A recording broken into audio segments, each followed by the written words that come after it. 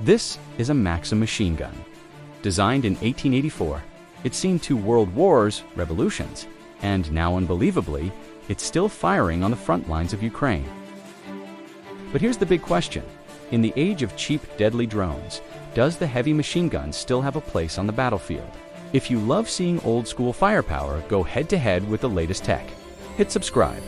Now this is where military history gets real, and you won't want to miss what's coming next. For over a century, heavy machine guns dominated the battlefield.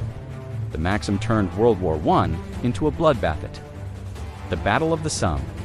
British troops faced 60,000 casualties in a single day, many falling to German Maxim fire. The MG-42, infamous for its 1,200 rounds per minute, made D-Day a nightmare for Allied forces. American soldiers called it Hitler's buzzsaw. A single gun could pin down an entire company. And then there is the M2 Browning, nearly 100 years old and still in use today. From the Pacific Islands of World War II to the deserts of Afghanistan, its reputation reliable, brutal, and absolutely iconic. These weren't just weapons, they changed tactics forever.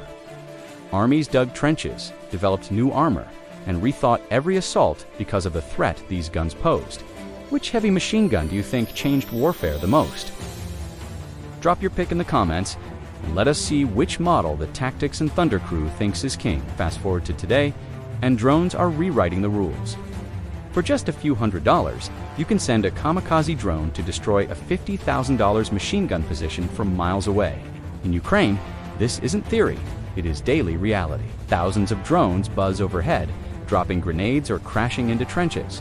Defensive positions that once relied on heavy machine guns are now being picked apart from above. It is a tactical revolution. Why risk soldiers in a frontal assault when a drone can do the job safer and cheaper? Traditional machine gun nests that could hold out for hours now face elimination in minutes. But the battlefield always adapts. And here's where things get interesting. Here's the twist.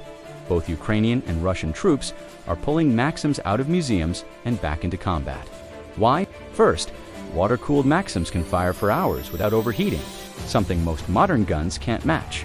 Second, their simplicity makes them nearly indestructible. No electronics, no fancy parts, just solid steel and old-school engineering.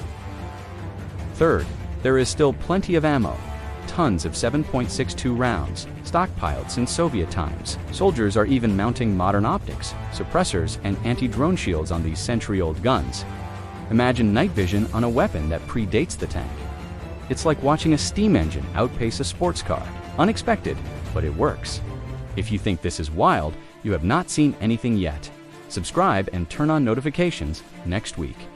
We are diving into how World War II weapons are making a comeback on modern battlefields. But machine guns are not just defending, they're going on the hunt. Modern armies are mounting heavy machine guns on remote weapon stations, turning them into counter-drone platforms.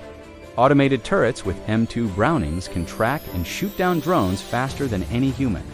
High rates of fire and massive ammo belts make heavy machine guns surprisingly effective against drone swarms.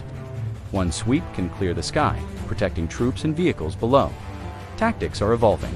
HMGs are now more mobile, mounted on vehicles, and paired with electronic warfare to jam enemy drones. Ukrainian forces use technical trucks with Maxims to patrol for drones. And the economics? A $50,000 HMG system can shoot down millions in enemy drones. A rare case where old tech is actually cost-effective against new threats. So, has drone warfare killed the heavy machine gun? Not a chance. Instead, we're seeing a new era where 140-year-old tech fights side by side with cutting-edge drones. The heavy machine gun isn't obsolete. It's evolving, adapting, and sometimes even outsmarting the latest tech. What's your take?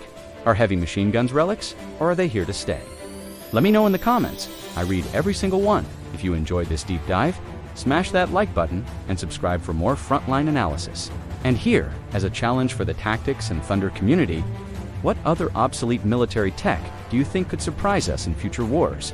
Comment below. Your idea might feature in our next video. Until next time, this is Tactics and Thunder, where strategy meets shock and awe.